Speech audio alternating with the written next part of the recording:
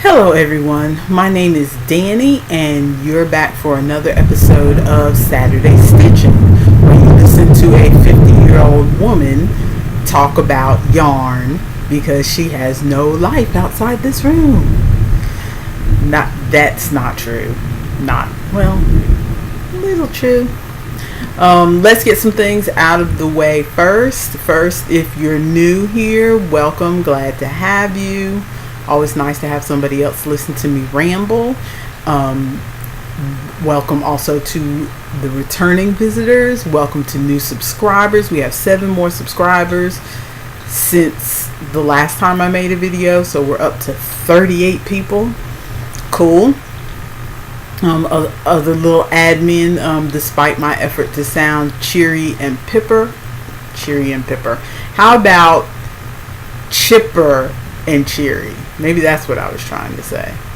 Anyway, I did not go to bed until 3:30 this morning because I was waiting for one of my children to get home from her job. I need to make sure she had a ride home, so I waited up to make sure she got home safely.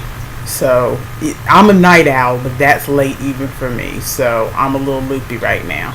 And I haven't gotten all my coffee in yet, so you may see my coffee mug come to my lips once or twice. Nothing fancy, plain old instant coffee. 3 sugars, 3 creamers. Chocolate flavored creamer, by the way. I love flavored creamer. Okay, other thoughts? If you can hear that thunder, I never can hear the things that go on in the background that people tell me in their videos, but if you can hear that thunder, there's nothing I can do about it. That's God's job, not mine. It's raining outside. Some people probably would not film when it's raining, but honestly, it's makes it a tad cooler in here and makes it a bit more bearable to have the AC unit turned off while I record this. Those of you who aren't new here also know that I'm looking at this screen, but I can't really see you very well, so I am trying to resist the urge I can see out of the bottom of my glasses, so I'm resisting the urge to do this. I can see you really well if I do this, but then you get a great view up my nose. So if I accidentally do that a couple times, because I find myself doing it a lot in my daily life, but I'll try not to do it while I'm looking at the screen. So if I look like I'm far off, that's also why, because I can't see you. Okay, let's get down to business. I always say that I'm trying to make it a short episode. This one really probably will be shorter than usual because I only have one project. If you happen to also follow me on Instagram or Facebook, then you know that I have been working on one project, and that has been the toddler blanket for my former neighbor and friend. I'm going to the party. I got the date wrong when I was talking to you guys last week. I thought I had 3 weeks. I thought it was the 29th. The party's on the 22nd. So as of this recording, I have 8 days left, I think. I can't count. 7 days. Actually a little bit less than that because I want to get pictures of it and possibly record a little video like this to show you guys. For those of you who don't follow me on Instagram and Twitter, I want to show you the finished product and get pictures of it to put on my Ravelry before I give it away. But so this is the project so far. I'm gonna try to back up a little bit.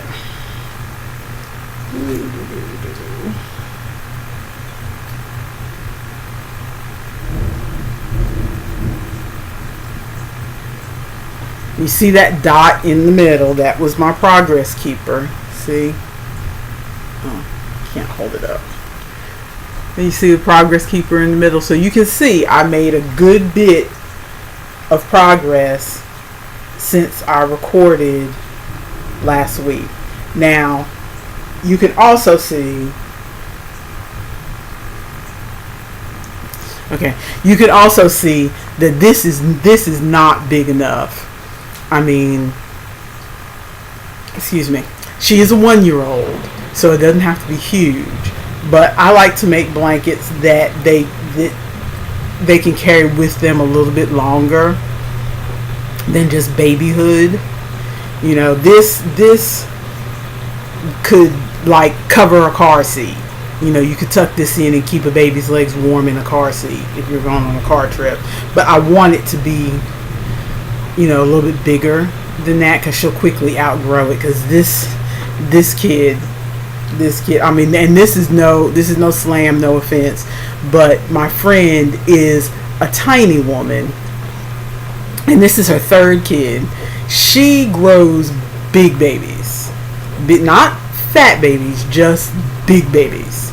Those babies look like they could have been my babies, okay? Because they're all nice, big, healthy babies. So anyway, the other thing I wanted to show you was the back, because see how great the front looks. When I do projects like this, I sit back and just kind of look at them for a minute, because I'm always surprised when, here's the chart just in case you don't remember it from last week.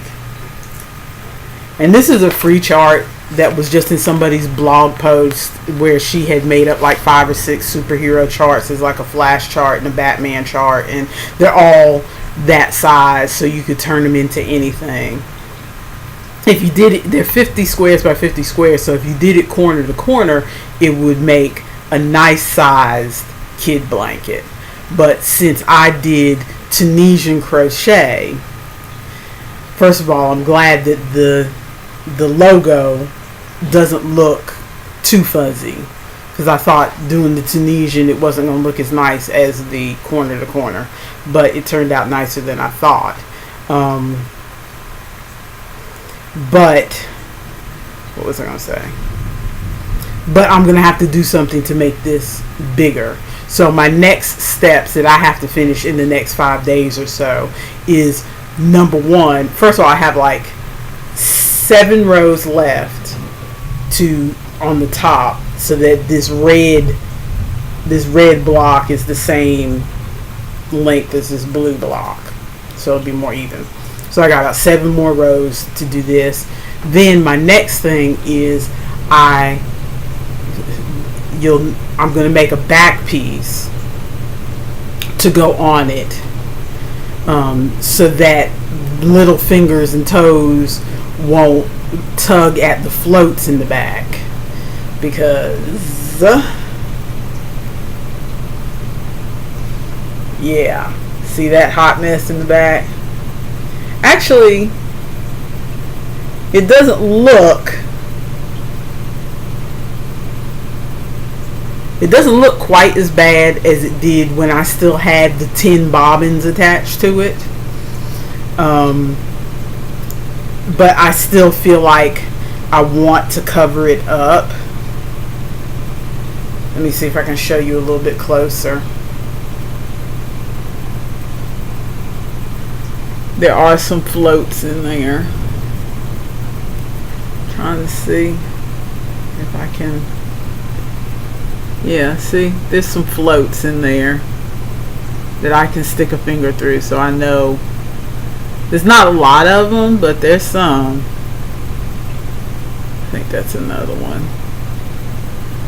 Anyway, I would feel better if I just covered all that mess up. The only other time that I did a blanket with a logo on it like this was a SpongeBob blanket. Excuse me, it's raining and still got sweat on my nose. The only other time was I did a SpongeBob blanket, and I did duplicate stitch on it. It was a knit blanket, and I did duplicate stitch on it. If you follow me on Ravel, you'll see that in my projects. And I definitely felt like I had to cover that up, and that's my same instinct here, is to do another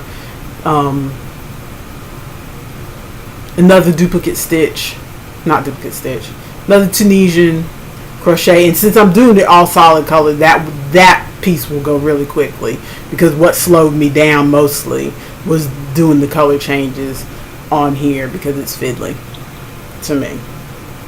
And I constantly, because I don't trust my memory, I constantly look back at the chart to make sure I've counted correctly and everything. So color work is just fiddly for me. I like doing it. I feel proud of myself when I've done it. As I was saying before, I sidetracked myself. When I do a project like this, I sit it on the bed and I just look at it and go, wow, that really did turn out looking like the picture. Wow, that really does look nice, and maybe I shouldn't be so prideful, but it's just, it almost doesn't even feel attached to me. It just feels like, wow, this was just plain yarn, a week ago, and now it's this logo. Wow. I just like pictures on hand knits and crochet projects. I should probably do them more often, considering how much I like them. But so I have to make the piece on the back, and then I still have, remember I was running out of the blue yarn, I still have this much left. I have these 3 tiny balls plus this that I haven't unraveled yet from when I thought I was going to do corner to corner. So I'm going to do, and I have this much left of the yellow gold, plus I have some I still haven't. Remember, I was harvesting it from my UFOs in the closet. I still have some small granny squares that I can pull out if I need to. So I think what I'll do, I'm not going to make a crazy border, I'm just going to make it simple. But I saw something in a baby sweater where someone alternated, it wasn't for a border, it was the body of the sweater, but I like the look of it, where they alternated like a row of double crochet and then a row of single crochet and then a row of double crochet. And I'm going to do that with this and see how that looks going around until I get it to a decent size. I'll probably, the piece that I'm going to do on the back, I was going to do white, because I thought white would look really, of course, look nice with the red and the blue. But I was waffling because I thought white for this is going to end up sitting, it's the back of the blanket. Of course they're going to want the logo up. They're going to end up laying this on the floor for the kid to play on or whatever. And the white's going to be hitting the floor, so the white's going to get dirty quick. But I felt like the white's the only thing that matches, blah, blah, blah, blah. And my daughter Chloe was like, well, why don't you just use the black? You have plenty of black, which I do. Black is one of the main Red Heart Super Saver colors that I seem to keep in my house. Even when I'm out of everything else, I usually have some black. And I think I have 2 big skeins of the black. And the only thing that the black is in this so far is as you can see, it's only around the border of the logo, so I can use the black. And I was thinking, well, that's not really a baby color, but at least it won't get dirty. So, and I am a proponent of, making baby things in non-baby colors. I hardly ever use pastels. So I'm going to do a black piece for the back, and then I'll probably do a black stripe around first, and then maybe a yellow stripe, and then do a red stripe, and then a white stripe, and then a blue stripe. And by the time I do the blue stripe, I'll probably be out of blue, so then I'll do another white stripe and then another red stripe, and then just kind of go round and round till it seems like it's a decent size. I don't know how many times I'm going to have to go around to make it a decent, because I know I'm not going to get it up to 45 inches, which is what the original blanket was going to be. It was going to be 45 inches square, and I don't think I'm going to get it up to that. I haven't measured what I have now. I haven't measured this to see how big it is, and it's more of a rectangle because the Tunisian crochet is taller than it is wide, the stitches are, so it ends up as more of a rectangle than a square. But that's fine because, you know, a baby blanket, you want it to be more of a rectangle anyway. But another thing I noticed, I wanted to mention, another thing I noticed about doing Tunisian crochet, if you've ever done Tunisian, this is what they call the Afghan stitch or the simple stitch. And I had, as I was saying last week, I had my doubts about how the logo was going to look. As you can see from where my marker is, I was just at the beginning of the logo, just at the little W's and the points of the W's, and I had my doubts, but I noticed as I went further along, the stitches really straighten up and firm up as you go. Like here at the top, this is a completed row. I don't know if you can see this. I don't know if you'll be able to see this. This at the top is a completed row, but it's kind of floppy and slanty. If I let it go, you see it kind of curls and it's kind of slanty, and the stitches kind of stay like that for a couple rows, especially on the color work part. They're not tight. They don't really tighten up until you get like 3 or 4 rows past the row, if that makes sense. Like if I'm doing row number 1 doesn't look good to me till I get to about row 3 or 4. Then row number 1 starts to look firmed up and straightened up and what have you. I've also noticed there's a wee bit of puckering on my color work. I think that happens whether you're knitting or crocheting or whatever from pulling your floats too tightly. And I know that I pulled, because if you look, I don't think you can see it. I don't think I can show it. But if you look right along the edges here, it kind of bows in a little bit.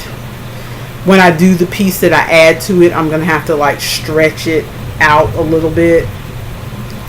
And I think that's because as I was getting toward the middle of the W, because I was so concerned about the logo not looking right, that I was trying to make sure I was pulling the stitches tightly, so because at first they look just like a big mess of tangled knots, and I want to make sure that I pulled them tightly so that the logo would look nice. And so some of them I think I pulled a little too tightly, but I have enough of I think I can make some adjustments here in the back with all these floats out. I can loosen up things just a little bit before I weave the ends in, to make sure it's not pulled in too tightly on the edges. But overall, so far I'm pretty happy with the project. I think I'll be happier with this than I was with my SpongeBob blanket. The SpongeBob blanket, I was happy with the duplicate stitch. That turned out really nice. I did a good job on that. But the way I backed it and everything, it just looked like a very amateur job. It looked like I just took a picture of SpongeBob and just like stitched it to a store-bought blanket or something, even though I made the blanket and the SpongeBob square. It just looked like I took two pieces that didn't belong together and just kind of stitched them together. The girl who got it liked it, but it didn't look like it went together. So I'm hoping that this will look more pieced together. This is why I say I'm not a designer. This is why I say I'm not I follow patterns, because I am no good at like taking a piece from here and a piece from there, a border from this book and a granny square from that book or whatever. Like I heard Yarn Joy talk on her podcast just yesterday about how she likes to her name is Terry and the podcast is Yarn Joy. I'm sorry. Terry on the Yarn Joy podcast say how she has books with all different borders and books with all different granny squares, and she mixes and matches them to make blankets. And I've seen her blankets and they look very nice. I'm afraid if I did that, it would be a hot mess. That's why I like to follow patterns, because the few times I've tried to cobble something together myself, it didn't look that good. And I guess you could say, well, if you practiced it more, if you tried different things, you don't always get it right the first time. But that's one of my failings. I just, if I can't do it right, then I'm like, why reinvent the wheel? There's millions of patterns out there. Somebody else already got it right for me. I'll just do what they did. And that's a lot less stressful for me. But anyway, that is all that I had that's the only project because that's all I've been working on. I've been thinking about my other projects. Like, I've been thinking about mainly my son's armchair caddy. I don't like the way it's turning out. I don't like working on it because it hurts my hands. And I'm thinking about going against because I can't find a pattern that I like that will work with the yarn scraps that I have on hand. So I'm thinking I'm going against what I just said 2 minutes ago and just coming up with some sort of pattern myself. Because really, all the caddy is a length of material, and then you kind of fold it up on one end and do the stitches to make the pockets, and then you've got a caddy. Or you could even fold it up on both ends, so you got a place to put his tablet on one end and then the remotes and stuff on the other end. So I guess I could just take a stitch pattern that I like and go ahead and come up with some measurements and go to town. I guess I could do it that way. It feels weird to me, but I could try doing that. So other than that, that's everything I've been working on. If that's all you tuned in for is the yarny goodness, the yarny goodness is over. Not gonna do, so I'll see you next week when I talk about more yarn, hopefully.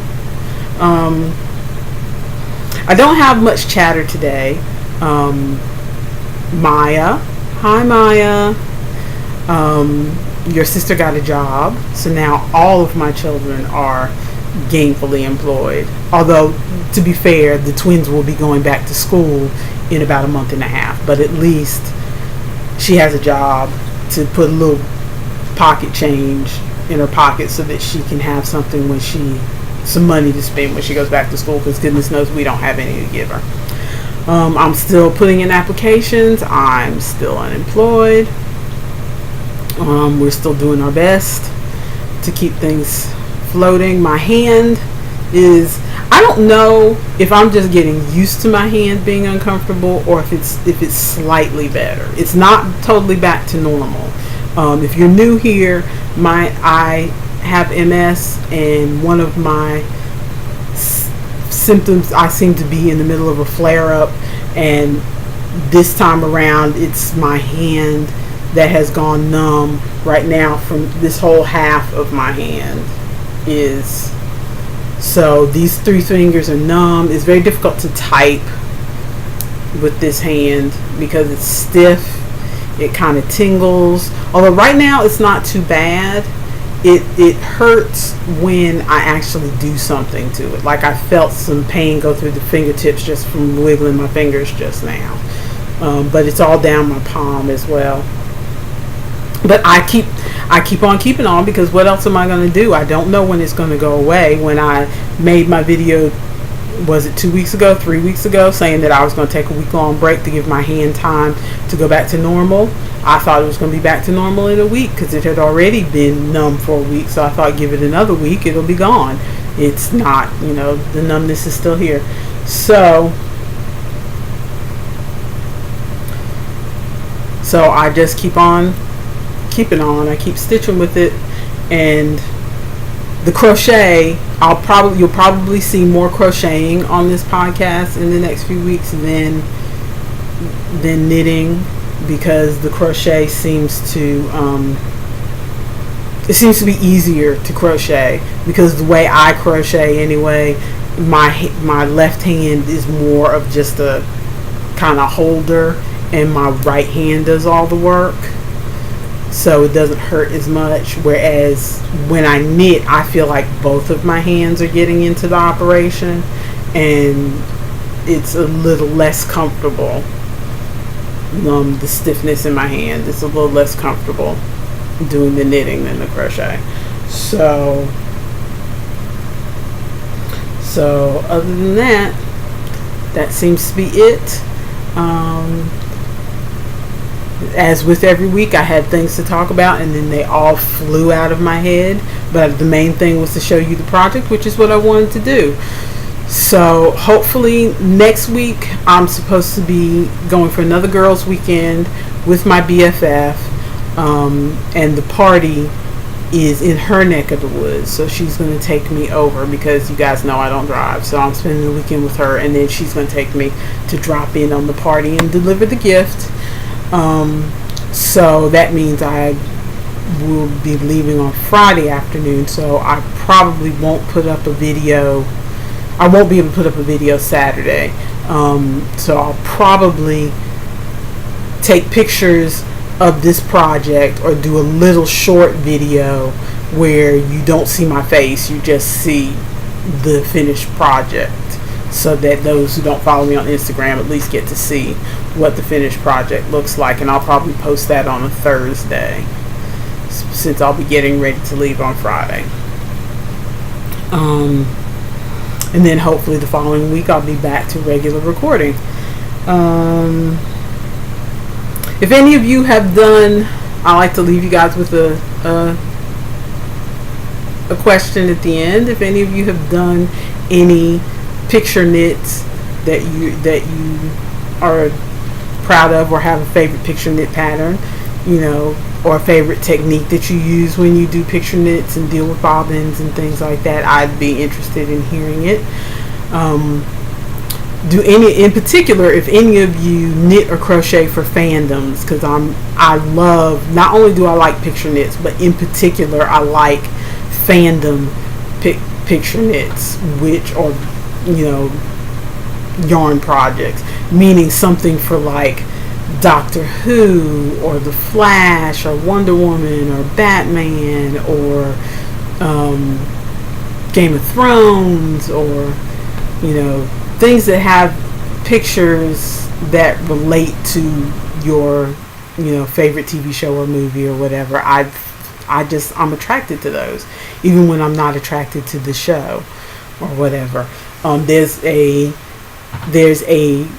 crochet along for a Afghan based on the movie Grease that is starting on the 18th, and I really don't have money to buy a pattern and buy yarn for, and I like Grease. I'm not a super fan of Grease, but I like Grease. But I am tempted to scrape up the money to buy some yarn and the pattern, because it's not a free crochet along,